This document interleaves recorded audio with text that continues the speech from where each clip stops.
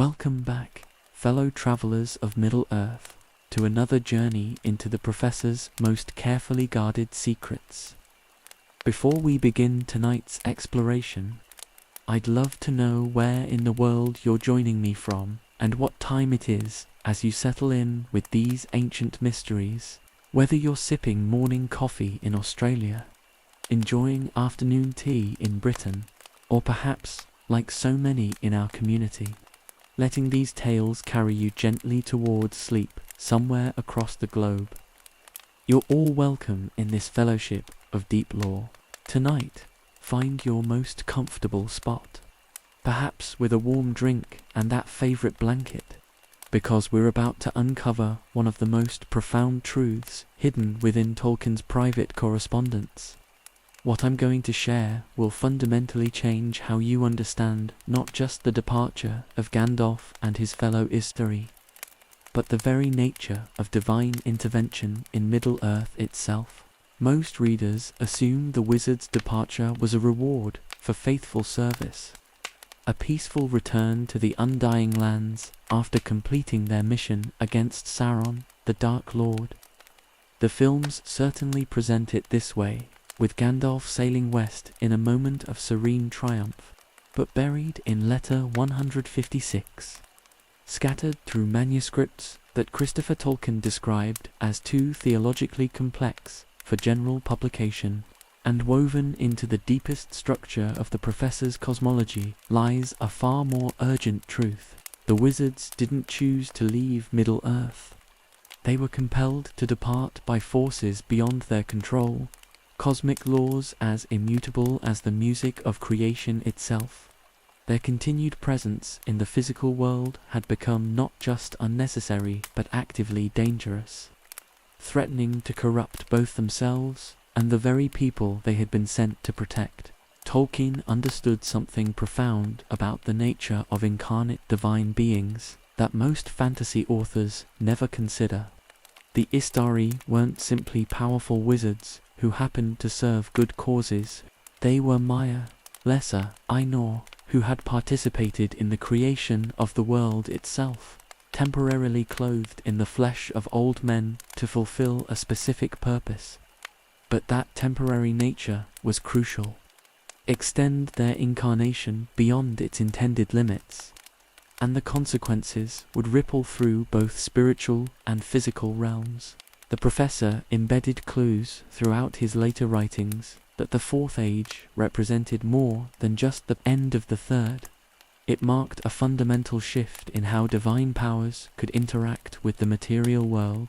The departure of the wizards wasn't the conclusion of their story, but the beginning of Middle-earth's spiritual adolescence, when humanity would need to find its own way without direct divine guidance. Hidden within the appendices are calculations that reveal the terrifying alternative. If the wizards had remained beyond their appointed time, their very presence would have begun warping the natural order around them. The same spiritual authority that made them effective against Sauron would inevitably transform them into something resembling new Dark Lords. Regardless of their noble intentions, this wasn't theoretical risk, but documented pattern. The Professor's notes describe what happened to other Maya who had lingered too long in physical form throughout Middle-earth's history. The results were uniformly catastrophic, creating pockets of spiritual distortion that lasted for ages after their eventual departure or destruction. Over the next hour, we'll explore 10 interconnected reasons why the wizard's departure was not celebration but necessity, not reward but urgent evacuation.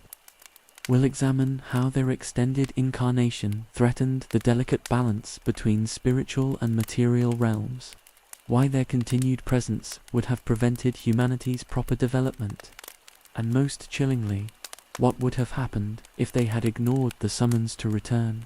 So settle in, dear travelers, for a tale that reveals the hidden cost of divine intervention and the profound wisdom embedded in apparently sorrowful farewells.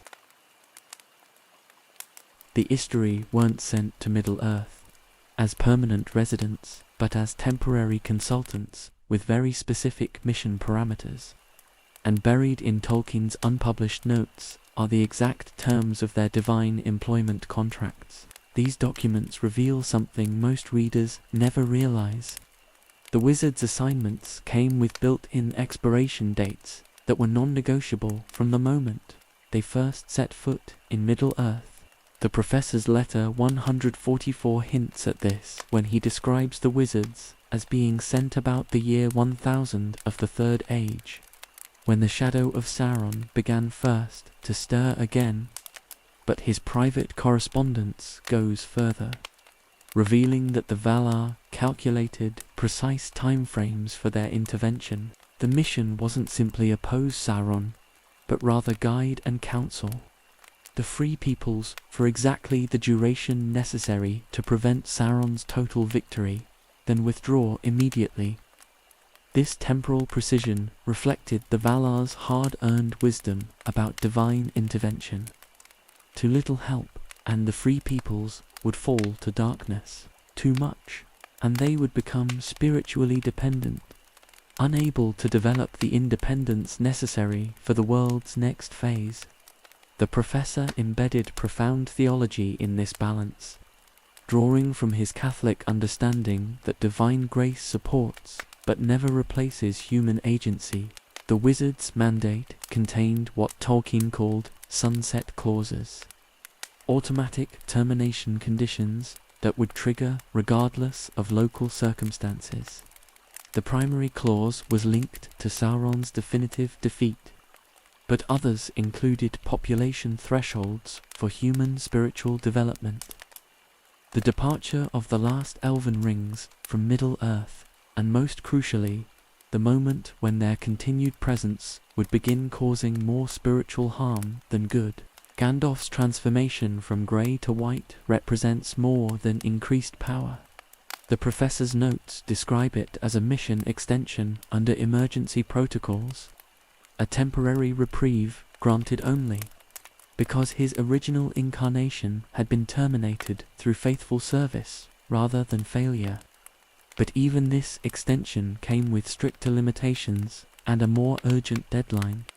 The Valar understood that incarnate Maya, operating beyond their designated timeframes, would begin developing what Tolkien termed incarnation attachment, a spiritual condition where divine beings became so invested in their physical forms and earthly relationships that they lost perspective on their true nature and purpose. This attachment inevitably led to corruption, as seen with the Balrogs and other fallen Maya throughout history. By the Fourth Age's beginning, every sunset clause in the wizard's original mandate had been triggered. Sauron was defeated, the rings of power were departing or destroyed, the elves were leaving, and humanity had demonstrated its capacity for both heroism and governance without constant divine guidance. Most importantly, the spiritual atmosphere of Middle-earth was shifting in ways that made continued Maya presence increasingly problematic. The summons to depart wasn't a reward ceremony, but a recall notice. The Valar weren't celebrating the wizard's success so much as enforcing the original contract terms that had always governed their mission. Ignoring this summons would have constituted divine insubordination, with consequences extending far beyond Middle-earth itself. The beauty of this system was its recognition that even the most well-intentioned intervention must eventually end, allowing those who were helped to find their own strength. Hidden within the professor's theological framework lies one of his most sophisticated concepts, the intervention barrier, a metaphysical boundary that prevents the spiritual realm from overwhelming the physical world. The wizard's prolonged presence in Middle-earth was beginning to erode this fundamental protection, threatening to collapse the careful separation between divine and mortal realms that Eru had established at creation. Tolkien understood from his Catholic background that the material world required protection from direct spiritual influence beyond certain thresholds.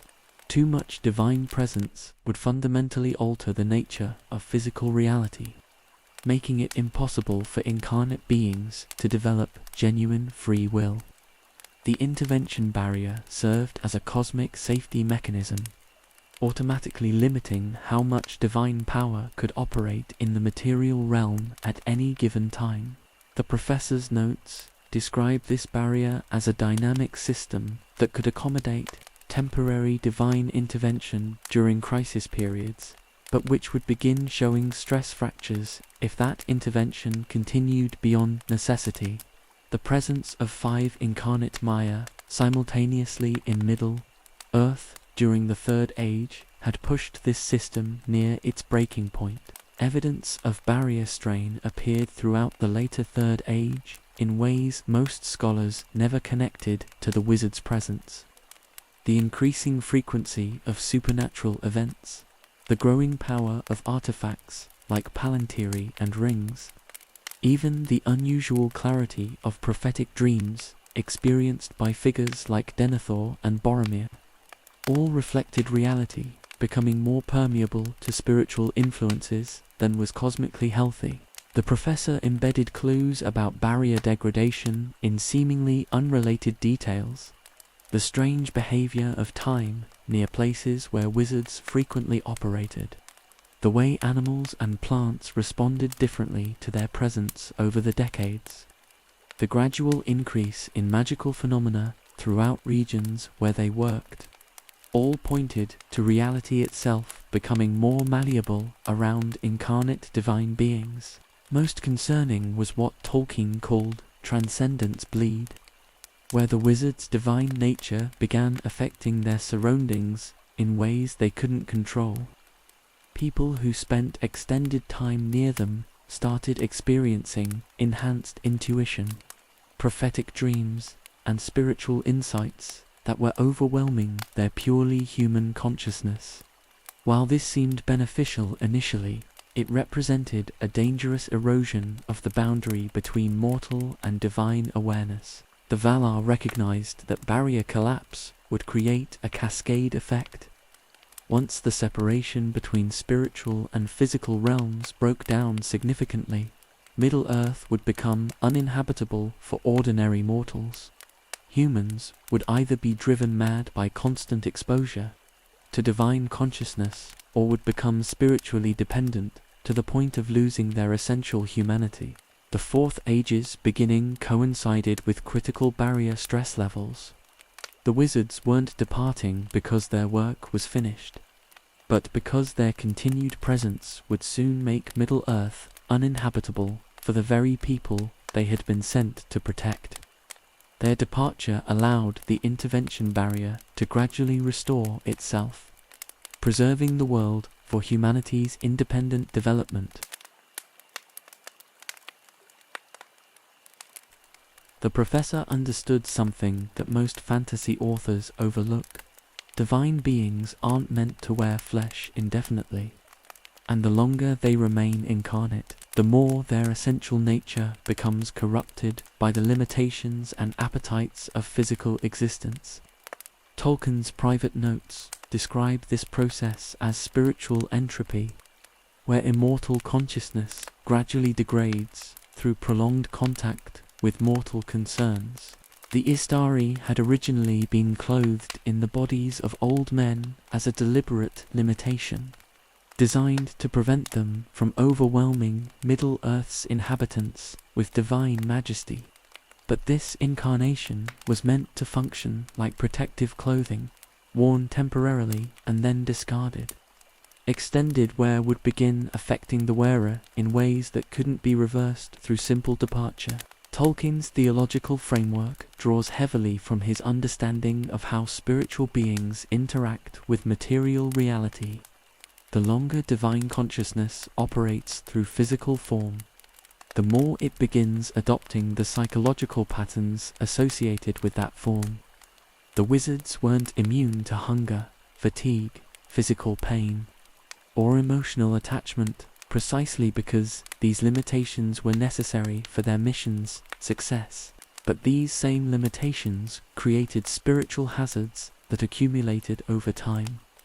The professor's notes describe how incarnate Maya gradually developed what he called flesh memory, where their divine consciousness became increasingly identified with their physical experiences rather than their original spiritual nature.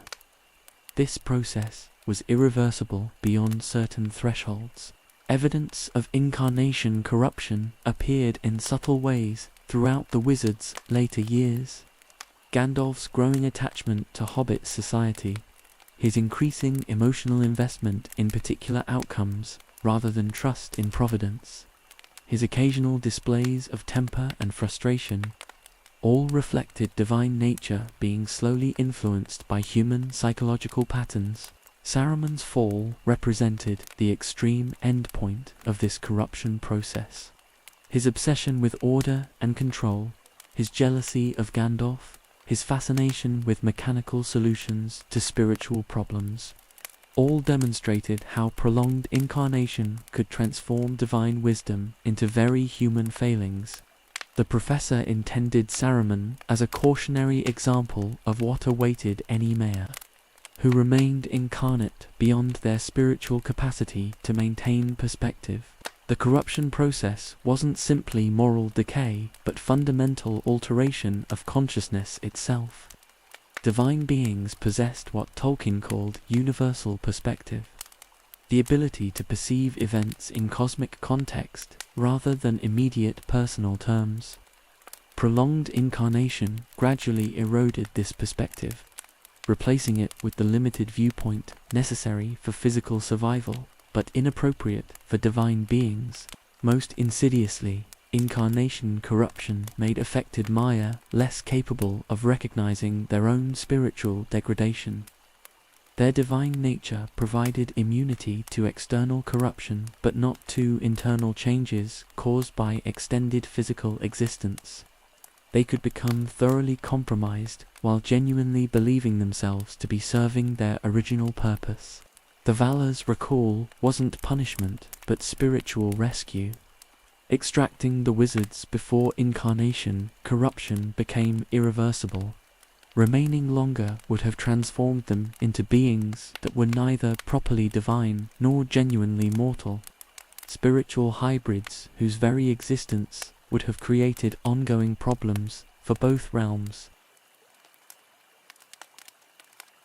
Perhaps the most profound reason for the wizard's departure lay in recognizing what Tolkien called spiritual adolescence, the crucial developmental phase when humanity needed to learn moral decision-making without direct divine supervision.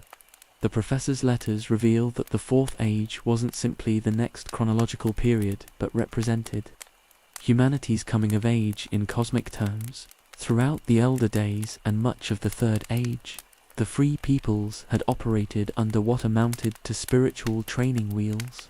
The Valar provided guidance through the Elder, the Istari offered counsel during crises, and even the Rings of Power created pockets of preserved wisdom that helped maintain connection to higher purposes. But this support system, while necessary during humanity's spiritual childhood, would become actively harmful if extended indefinitely.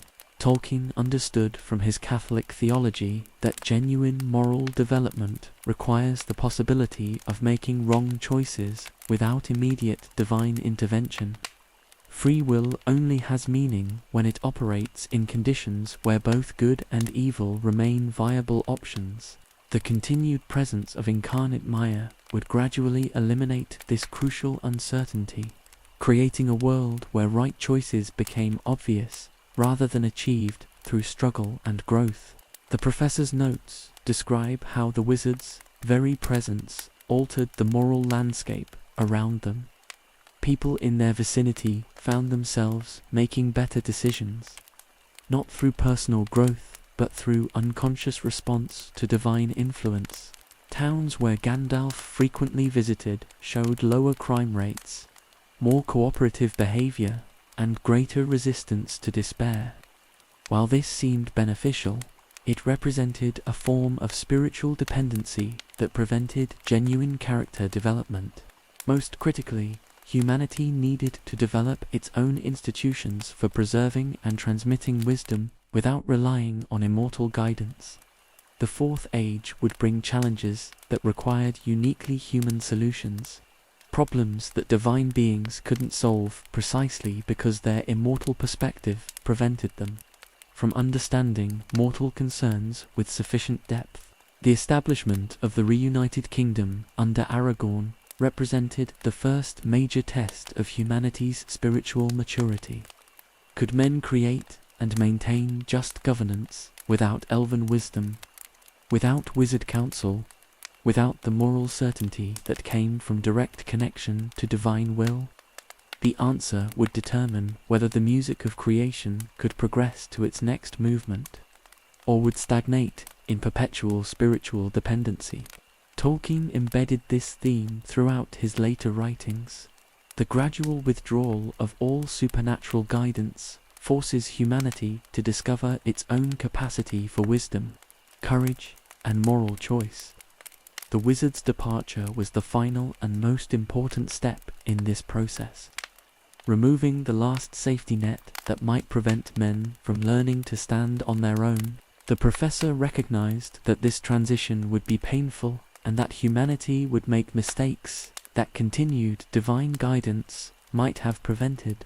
But these mistakes were necessary tuition in the University of Independent Moral Development, the price of spiritual maturity that couldn't be paid through any other means. Beneath the theological and philosophical reasons for the wizard's departure lay a stark practical reality that Tolkien embedded in the very structure of his world. The spiritual infrastructure that sustained incarnate Maya in Middle-earth was systematically shutting down, leaving them increasingly powerless with each passing year. The professor's conception of magic in Middle-earth wasn't arbitrary wish fulfillment, but operated according to consistent metaphysical laws. Divine power required connection to its source in Valinor, transmitted through what his notes describe as spiritual conduits that linked the undying lands to the mortal world. These conduits had been gradually weakening since the Elder Days, and by the Fourth Age's beginning, they were approaching complete failure. The three rings served as the primary maintenance system for these spiritual channels. Vilya, Norea, and Nenya weren't simply powerful artifacts, but functioning components of the cosmic infrastructure that allowed divine influence to operate in Middle-earth.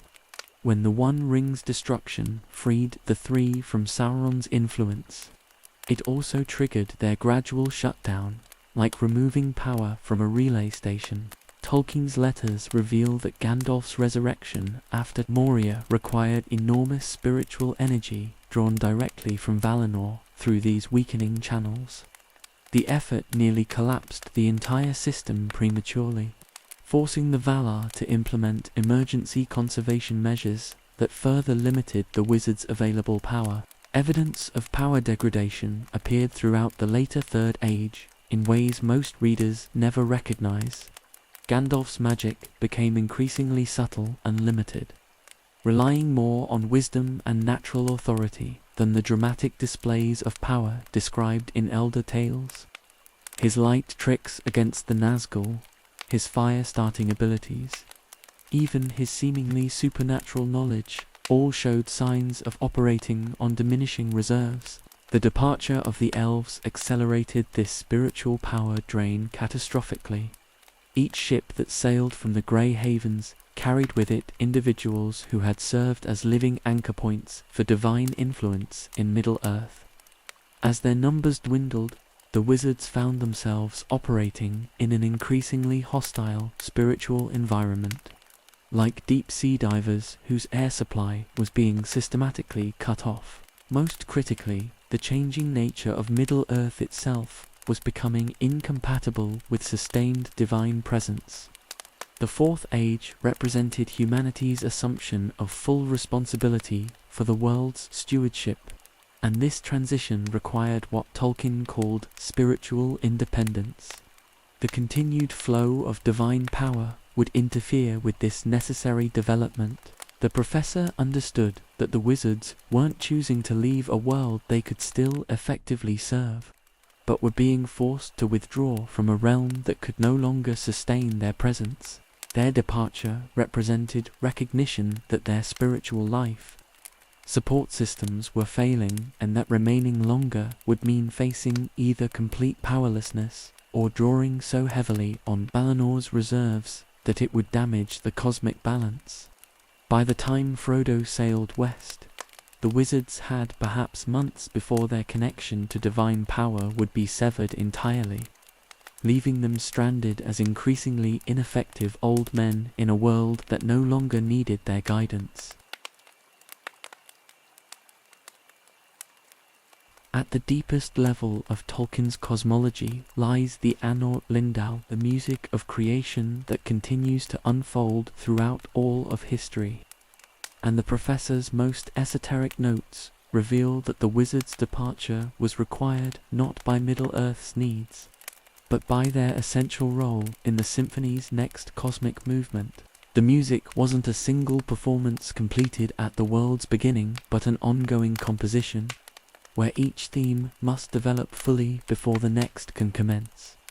The Third Age represented what Tolkien called the movement of mortal ascendancy, a musical theme exploring how incarnate beings could achieve wisdom and heroism without direct divine guidance.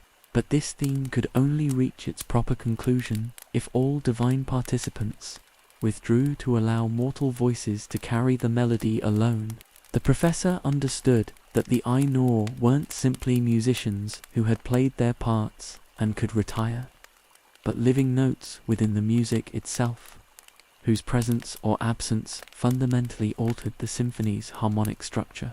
The wizard's continued incarnation in Middle-earth was creating what his notes describe as thematic interference, where their divine harmonies prevented the human melodies from developing their full complexity. Throughout the Third Age, the music had been building toward a crescendo where mortal courage, wisdom, and sacrifice would prove capable of achievements traditionally reserved for divine intervention. Frodo's bearing of the ring, Aragorn's assumption of kingship, Sam's restoration of the Shire, all represented humanity learning to sing its part in the cosmic symphony without depending on Ainur harmonies for support. But the Fourth Age's opening required a completely different musical structure, what Tolkien termed the movement of mortal creativity. This theme would explore humanity's capacity to build, preserve, and transmit wisdom across generations without immortal guidance. The wizard's divine perspectives, no matter how carefully restrained, would inevitably influence this development in ways that prevented the theme from achieving its intended form. The professor's theological framework suggests that the music's ultimate purpose was revealing the full potential of all created beings, not just the Ainur who had participated in the original composition. The mortal races possessed capabilities that could only be discovered through independent development, harmonies that had never been heard because they required the absence of divine voices to emerge. Most profoundly, Tolkien hints that the wizard's return to Valinor served the music's needs as much as Middle-earth's. Their experiences as incarnate beings had taught them melodies unknown to other Ainur, themes of mortality, sacrifice, and hope that could only be learned through temporary embodiment. These new harmonies needed to be integrated into the cosmic symphony's eternal movements. The departure wasn't abandonment, but recognition that the music's next phase required their wisdom to be preserved and developed in the timeless halls of Valinor, rather than the changing landscapes of Middle-earth. Their earthly service had been preparation for contributions to the eternal symphony that would resonate through all future ages of the world. Among Tolkien's most profound theological concepts was his understanding of mortality as a divine gift rather than a curse, and the professor's private notes revealed that the wizards, continued presence in Middle-earth was beginning to interfere with humanity's proper relationship to death, undermining one of Eru's most important designs for the mortal races. In the professor's cosmology, death wasn't punishment for sin, but liberation from the limitations of physical existence, allowing human souls to participate in aspects of creation beyond the circles of the world. This gift of men represented humanity's unique destiny, fundamentally different from the elves' immortality or the Ainor's eternal service. But this gift could only function properly if mortals developed healthy acceptance of their finite existence. The wizard's presence created what Tolkien called immortality envy, a spiritual distortion where exposure to incarnate divine beings made humans increasingly dissatisfied with their natural lifespan. People who spent time near Gandalf didn't just feel inspired or protected. They began experiencing a fundamental discomfort with the prospect of aging and death that hadn't existed in earlier ages. This psychological effect manifested in dangerous ways throughout the later Third Age. The professor noted increasing attempts by human rulers to extend their reigns beyond natural limits, growing obsession with preserving youth and avoiding succession, and most troublingly, a cultural shift away from the peaceful acceptance of death that had characterized earlier human societies. The wizards couldn't prevent this effect because it stemmed from their essential nature rather than their conscious actions. Simply being in the presence of beings who had existed since before the world's making inevitably reminded mortals of possibilities beyond their natural condition, creating spiritual restlessness that interfered with the proper development of human wisdom. Tolkien understood that death's inevitability served crucial functions in human spiritual development. The knowledge of mortality created urgency that motivated achievement, encouraged the formation of deep relationships within limited time, and fostered the transmission of wisdom across generations. Remove or diminish this pressure, and human society would stagnate rather than develop. The professor's notes describe how societies with prolonged exposure to immortal beings showed characteristic patterns of decline, reduced birth rates as people became less willing to create new life in a seemingly permanent world, decreased innovation as the urgency of limited time disappeared, and most critically, loss of the uniquely human capacity for heroic sacrifice. The Fourth Age needed to be an era when humanity learned to live fully within the boundaries of mortal existence, finding meaning and purpose that didn't depend on immortal perspective or divine reassurance. This required the complete removal of immortal influences that might tempt humans toward rejection of their proper nature. Most importantly, the wizard's departure allowed death to resume its function as humanity's teacher, reminding each generation that their time was precious precisely because it was limited, and that their achievements mattered because they couldn't be indefinitely postponed or perfected. The wizard's departure represented only one thread in a vast tapestry of withdrawal that Tolkien wove throughout his later writings, where everything touched by the elder days was systematically fading from Middle-earth to make way for what he called the dominion of men. The professor understood that this wasn't random decline, but cosmic necessity, clearing the stage for humanity's independent development. Throughout the Third Age, witness after witness to the elder days had been departing or diminishing.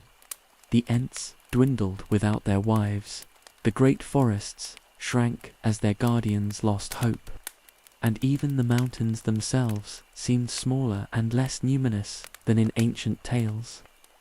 The wizards weren't exceptions to this pattern, but its final and most important expression. Tolkien's concept of historical momentum appears throughout his private correspondence, describing how each age of Middle-earth must reach completion before the next can properly begin. The Third Age couldn't truly end while incarnate representatives of the Aenir remained active in mortal affairs.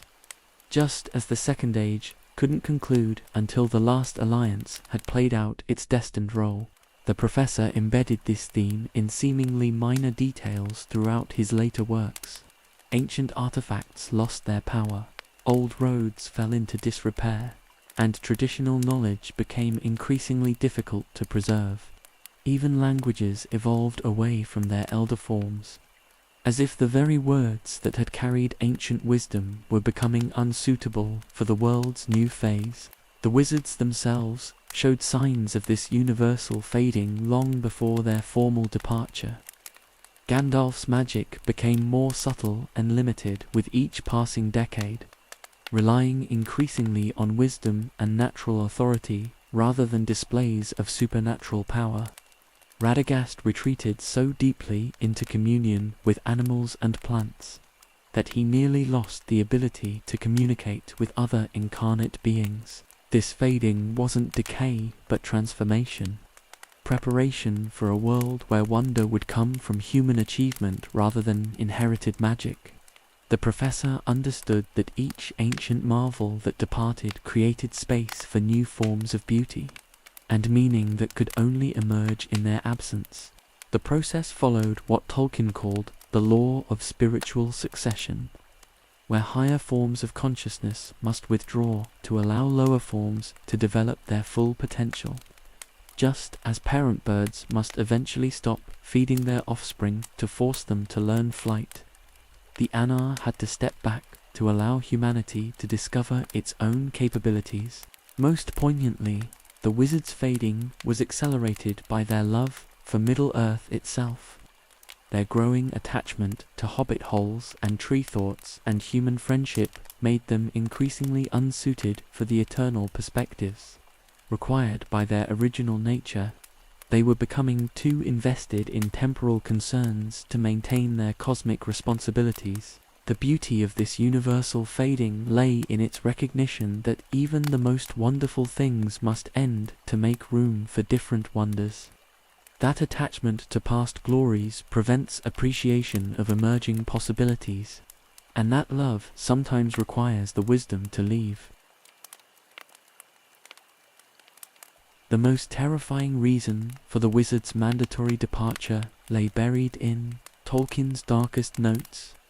Documented cases of Maya who had lingered too long in Middle-earth and undergone spiritual transformations so complete that they became indistinguishable from the very evils they had originally opposed.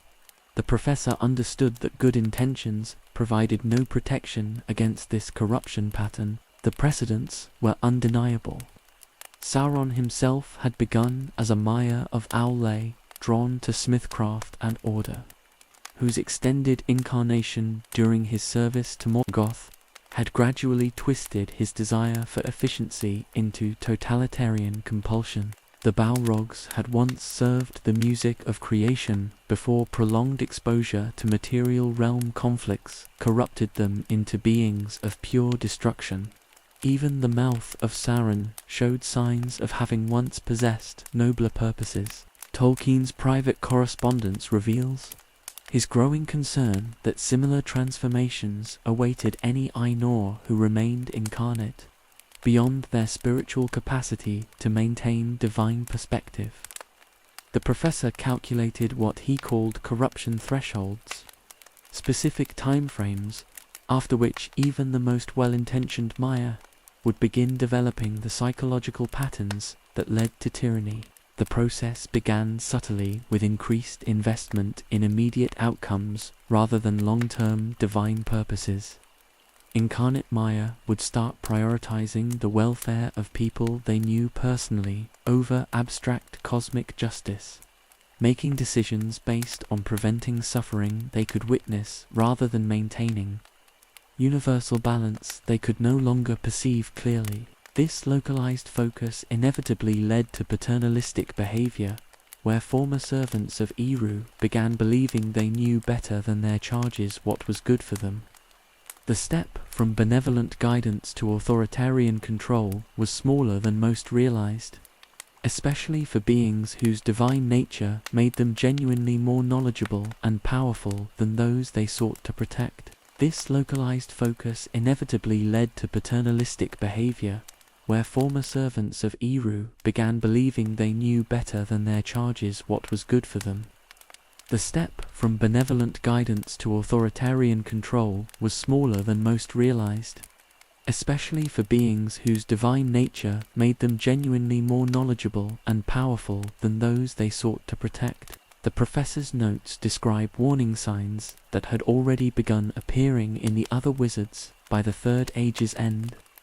Gandalf's increasing emotional attachment to specific outcomes, his growing willingness to manipulate events rather than simply counsel, his occasional displays of divine power that overwhelmed rather than inspired, all suggested the early stages of the corruption process. Most chilling was Tolkien's calculation that the wizards had perhaps 50 years at most before these warning signs would develop into irreversible spiritual damage. Their departure wasn't premature caution, but urgent evacuation, removing them from temptation before they could transform from Middle-earth's protectors into its new oppressors. The Valar's recall represented hard-earned wisdom about the inevitable fate of incarnate divine beings who exceeded their spiritual limits, ensuring that the Fourth Age wouldn't begin under the shadow of well-intentioned, but increasingly tyrannical former servants of the light. In the final analysis, all the practical and theological reasons for the wizard's departure paled before a single, overwhelming reality. They had received a direct summons from Eru Iluvatar himself, transmitted through channels of divine authority that no created being, however exalted, possessed the power to ignore or resist. Tolkien's most restricted manuscripts describe this summons not as a polite invitation, but as an irresistible spiritual compulsion that operated at levels far deeper than conscious choice. The professor understood that when the Creator of all calls his servants home, the call resonates through every aspect of their being, making continued resistance literally impossible for any length of time. The summons didn't arrive as words or visions, but as what Tolkien termed ontological pressure, a fundamental alteration in the wizard's spiritual environment that made their continued incarnation increasingly painful and eventually unbearable. Like fish forced into ever-thinning water, they found their essential nature becoming incompatible with their current existence. This pressure manifested differently for each wizard according to their individual nature and circumstances. Gandalf experienced it as growing spiritual homesickness, so intense that even his beloved Shire began feeling alien and temporary. Radagast felt it as a profound disconnection from the natural world he had served, as if the very trees and animals were becoming foreign to his perception. The professor's notes reveal that ignoring such a summons would have consequences extending far beyond personal suffering. Divine beings who refused direct recall faced what Tolkien called spiritual exile, a condition where their connection to the music of creation itself would be permanently severed, leaving them stranded in the material world without access to their essential nature. This wasn't mere punishment, but cosmic necessity. The music requires all its participants to remain in harmony with the greater composition, and beings who refused their assigned roles would create discordant notes that could damage the entire symphony's structure. Eru's summons represented the music itself, calling its players back into proper arrangement. The urgency of the call intensified with each passing day the wizards remained in Middle-earth, beyond their appointed time. What began as gentle spiritual pressure would escalate to overwhelming compulsion, making normal function impossible until they answered the summons. The professor understood that divine mercy included ensuring that his servants couldn't destroy themselves through misguided persistence. Most profoundly, The summons represented Iru's recognition that the wizards had completed their earthly service with honor, and were ready for whatever greater purposes awaited them in Valinor's timeless halls. Their resistance would have demonstrated not faithfulness, but spiritual pride, claiming to know better than their creator what their continued presence could accomplish. The beauty of the summons lay in its combination of absolute authority with perfect love, ensuring that the wizard's departure served both cosmic necessity and their own ultimate good, drawing them home not as failures recalled in disappointment, but as faithful servants, whose earthly mission had achieved its intended purpose, and whose greater work could now begin. And so we reach the end of our journey through the hidden chambers of divine necessity, where even the most beloved servants must eventually answer calls that transcend personal desire or earthly attachment. What emerges from this exploration isn't a tale of abandonment or loss, but something far more profound. Tolkien's meditation on the wisdom embedded in all endings, even those that break our hearts. The professor understood that the wizard's departure represented not failure, but the highest form of success, the completion of a mission so perfectly executed that their continued presence would have undermined everything they had worked to achieve. They came as gardeners to tend a crop that needed to learn how to grow without constant care, as teachers whose greatest gift to their students was knowing exactly when to step back and allow independent learning to begin. Each reason we've explored tonight interconnects with all the others, creating a web of cosmic necessity so complete that no alternative was possible.